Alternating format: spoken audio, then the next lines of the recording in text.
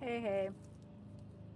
So, today I want to talk about trellising, right? Cheap. It's the trash garden. So, we have this like fencing, and this is an old cattle pen. Um, I'll turn this a little so you can see the structure. It goes kind of all the way along, and two of the uprights that go over the top are still there, and you can see one right here. There's another one over here. As you go along that way, on that board over there, they're missing. They got busted up by the wind. But I use these two to trellis. I wish I could get these both in frame. I don't know why not. There we go. So I use these two to trellis squash. The tomatoes usually stay on this fencing thing, but the squash and the pumpkins, I try to get them to go over the top. So I'm going to show you how I do that today. Now, at first, when they're small, and with cucumbers, you can just, what is this thing? That's not what I want to be the center point. There we go. So at first, with cucumbers and small plants, you can just kind of take the leaves and the vine and wrap them around. But what happens is, after a while, they get kind of thick, sturdy. I'm gonna zoom in again on you. There we go. Thick and sturdy, right? Like, this is too thick to be bent without breaking parts of it. So, there's a tomato here. And I've got another one. There's a pumpkin right here, and this is a tromboncino. See the little fruit there? That's a tromboncino. So these get really thick, sturdy roots, or sorry, stems. So what I'm gonna do is I've got this. It's just a piece of twine, and instead of trying to, you know, wrap these little tendrils and get them like twist them around there, I'm going to take this. I'm going to take my creatures that I want to trellis up and over, and I'm just going to take this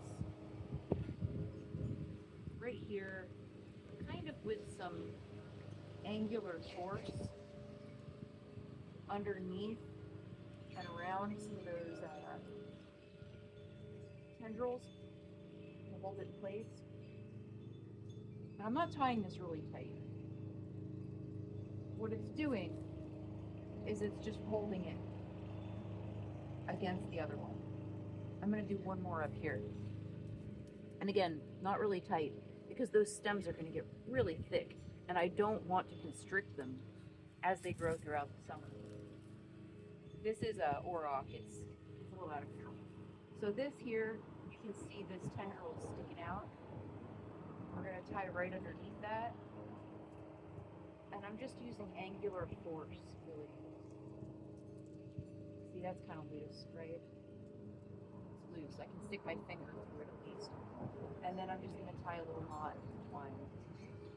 And all it's doing is keeping this, it's not holding it up, it's holding it to this bar. And so using that kind of just angle to tie everything together to that, it'll start climbing.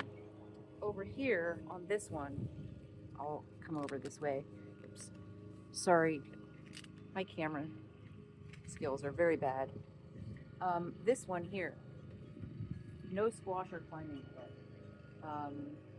For some reason this year, I messed up a little, and I've got like these patty pans and things at the bottom instead of climbing stuff.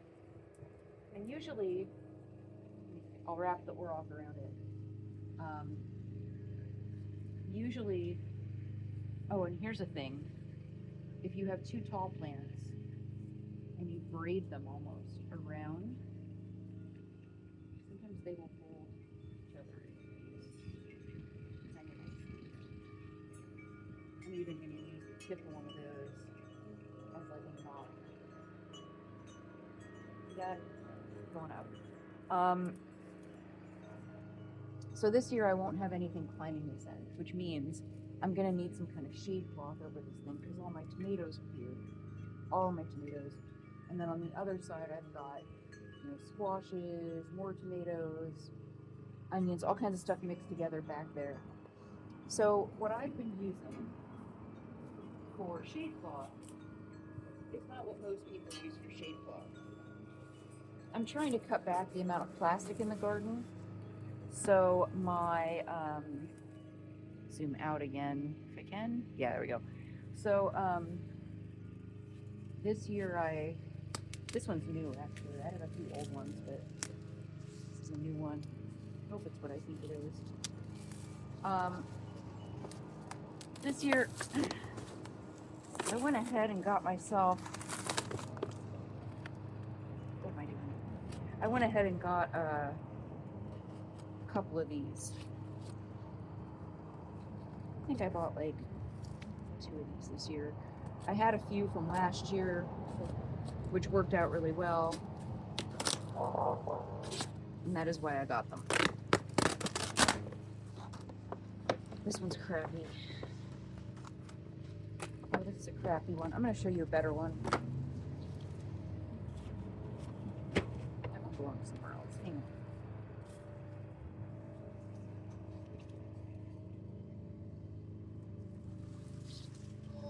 It's heavy. I'm inside here now. Please. It's just a bamboo shade. Now, I'm the trash gardener, and I usually am looking for ways to reuse and use junk.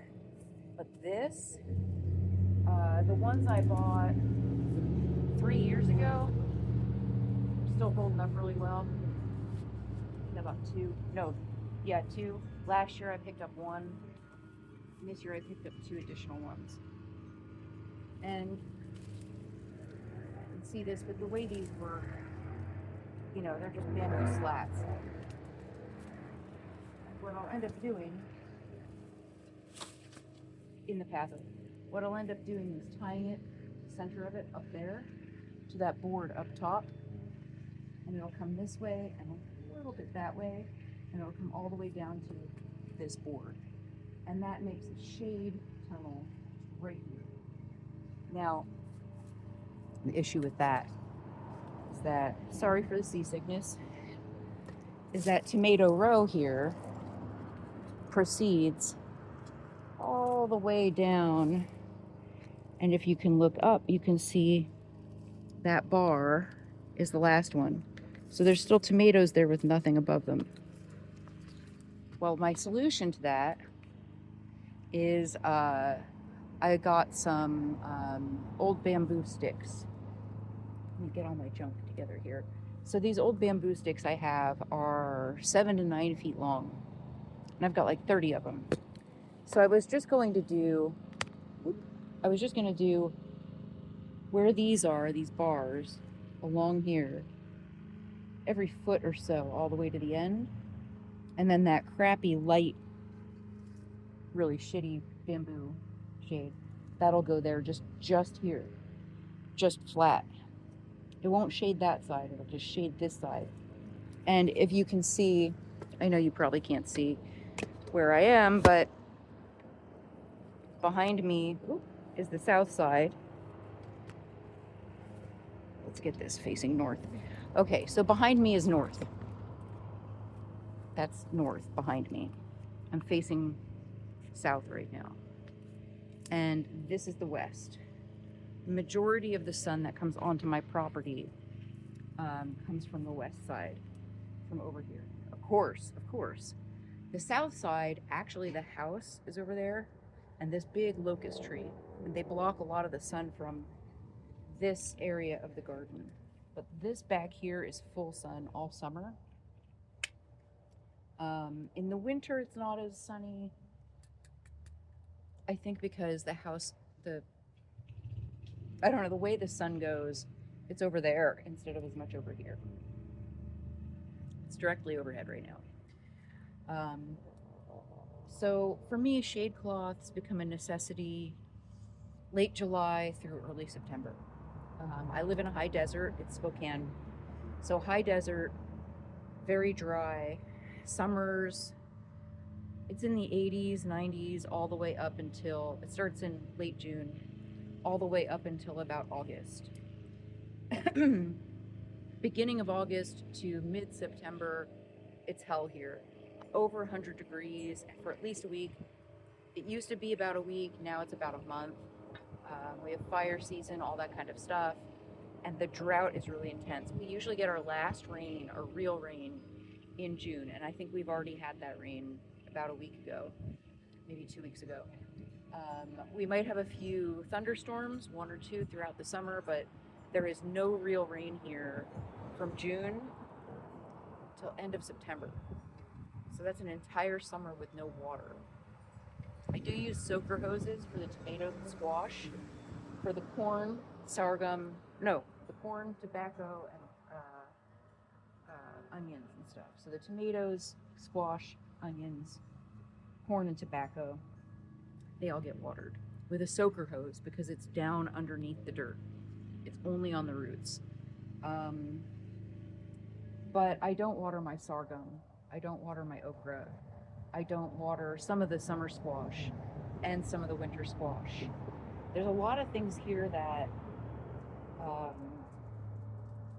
I let them get dry on purpose because I save seed every year.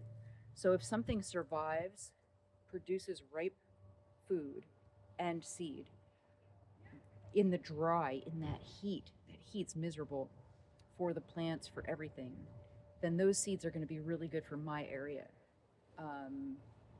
I do this with everything, and I've had other videos about this, how to tell if a squash seed that you saved is good, how to tell what kinds of seeds you can save, that kind of stuff. So I am breeding, I guess, making a land race for this plot. What the dirt is like, silty loam with some stuff that I've added, free stuff, free horse manure and free wood chips and all that kind of stuff. But letting the drought take over is a big part of my strategy here. These auroch make greens, and they'll make greens all through summer. They're delicious. Tastes like spinach. But like a refreshing spinach. I don't know. They're very hard to describe, but these auroch are really good. I haven't planted them in 2 or 3 years. They get massive tall. The seed heads come. The leaves are still delicious, even after they've flowered and gone to seed. So these are a good drought plant. And again, you can trellis these. They get tall, like, I don't know, 7, 8 feet tall. And you could bend them for a little bit of tall action, I guess. The sorghum also gets very tall, provides good shade. But this year I made a discovery, and the discovery I made this year was that all sunflowers do good in the drought here. All of them. Don't know why. I have many sunflowers that come up on their own. So all of these here, I didn't plant any of these. I got planted years ago. And the seeds drop and they start their own wherever they feel like it in the garden. Here's Pookie, it's hot. And then this year, I actually bought some seed. I paid, I think, $2 to a friend who produces seed. And the seed I got, it's very sunny out here, so it's hard to do this, but the seed I got was for these massive ass, these are called Titans, but Mongolian, skyscraper, any of the really tall sunflowers like this. Now these are in a raised bed, 3-foot raised bed, but they're at least 10 feet tall. They would probably get taller if they were in the ground instead of the bed. Next year I'll be doing that. But these are shading when the sun comes from the west. coming kind of from the south right now. During the hottest part of the day, they shade that greenhouse behind them, which you can see the bamboo shade on the greenhouse. They shade it. So next year, I think these are going to go all along that west side of my house where the heat comes in and makes my air conditioner struggle because they provide so much shade. And then when winter comes, they go away and I can get the heat, what little heat there is from a northern sun. Yeah, this is fig department, some flowers. There's some okra in there, but they're like this big, and a few melon cucumbers. You know, it's my first year with raised beds. I've got a cold frame and 2 pallet beds, and then somebody gave me a bunch of these off-brand metal raised beds, Vigo, Birdie, whatever they're called, but they're off-brand. These are generics, and they seem to be pretty good so far. They have not hit the 100-degree weather yet. I'm very curious if the amount of bark and rotted logs in the bottom are going to allow them to keep enough moisture if they're going to get too hot. They're all light colored, so they shouldn't get too hot, but I guess we'll find out, right? But yeah, so trellising, really easy. If you're struggling with getting those plants to grab with their little tendrils, just take a piece of twine, just the cheapest, crappiest twine you can find, and just leverage them with a little loop around. Don't tie them tight, don't smother them, don't strangle them, but get them along it and then tie it in a way that holds them up along it. Their tendrils will grab what's near them, so they will grab onto it and adhere, but you have to give them something to hold them near the thing that you want them to climb. And twine is the solution to that, and it's the cheapest solution. You don't even need twine. You can use another plant, a piece of dandelion stem, anything to just tie a knot around, just to hold them in place long enough for them to grab on their own. I haven't made a video in a little while. I'll probably make some more soon. I don't know. I have not many people subscribing, so... Oh, I have starts going. See, I pulled my garlic and my peas and stuff, so...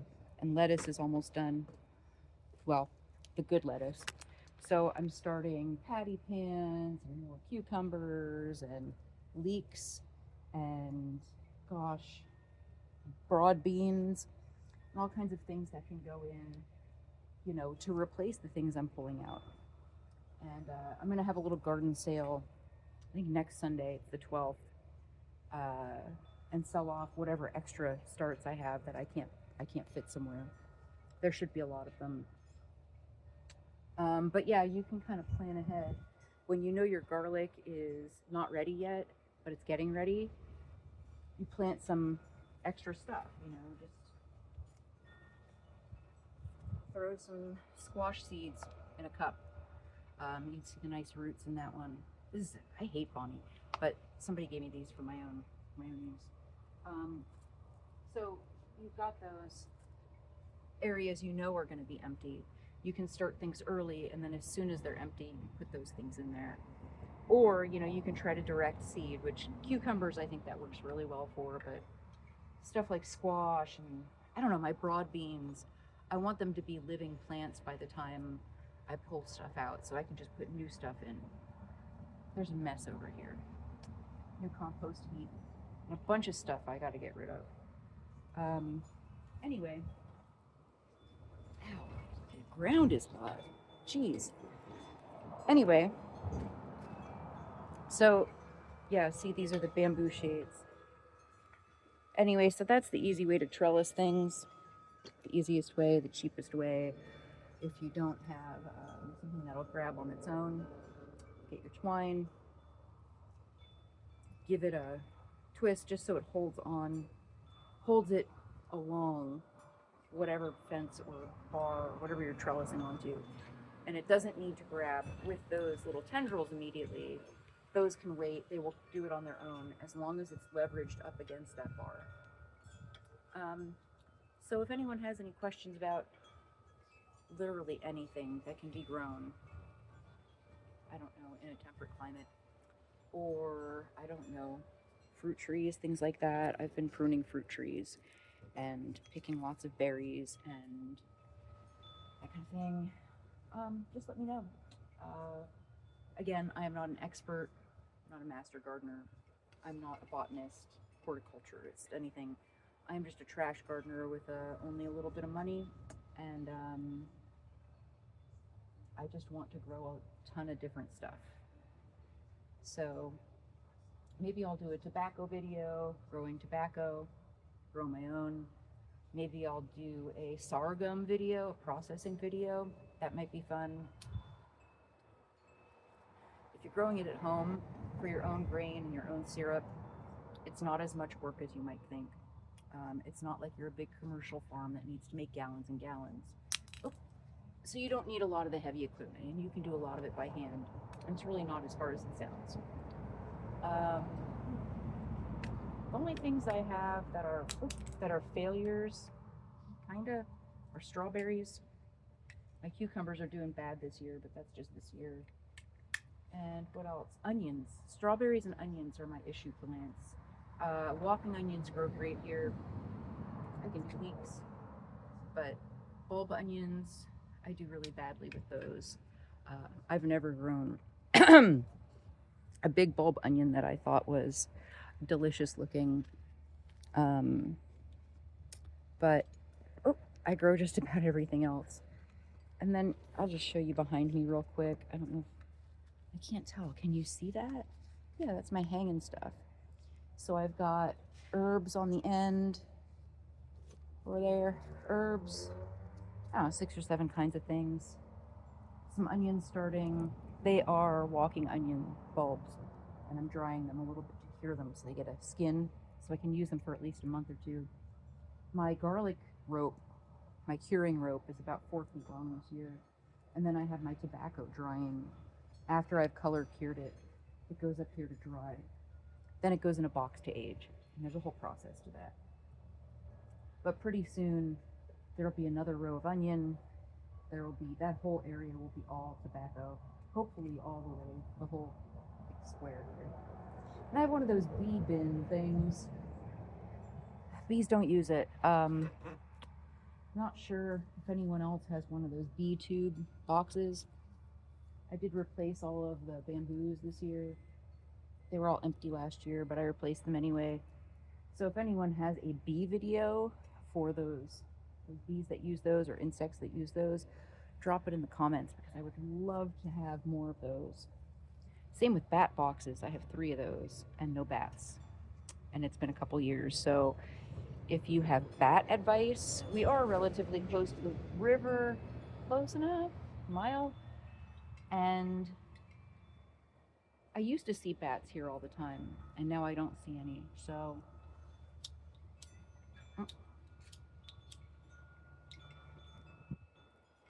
bats and solitary bees. That's what I need advice about. And onions and strawberries.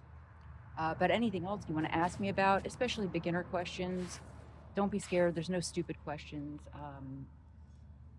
Everybody starts somewhere. I still kill half the things I plant, so black thumbs turn into green thumbs. I'll see you guys next time.